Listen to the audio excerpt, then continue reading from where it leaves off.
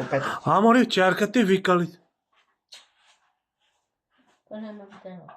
Kako nemaš? Zašto ga me vike? Koje oči? Pa ova koj. Zašto ga me? Pa ova koj ne mogu živo. Kako gu nema živo, bre? Pa ona je tam bila. Nema gu živo. Ona sve se znači se raspravlja. Ona nema druge obaveze. Ona ima obaveze. Ona nema obaveze. Kakve ona ima obaveze? Imaš obaveze. Ona ne. Kakve? Pa sve bu se od nje ne ljubio. Lele, šta gu brani? Mnogo čerku braniš. Pa kako da gu ne brani? Ma ko će mi gu brani? Kaži, koji? Ajde.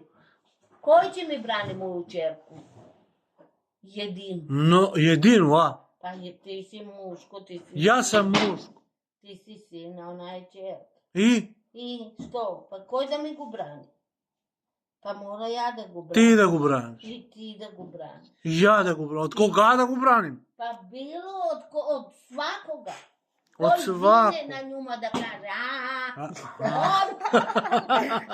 odmah napadaš. Odmah napadam. Odmah decu da... Pa koj gu dira? Koj gu dira? Pa nikogu ne dira, ali ja ti kažem da si ti tu i koji treba da go brani, da, i sa snogi, i sa zubi, i sa sve, ko David.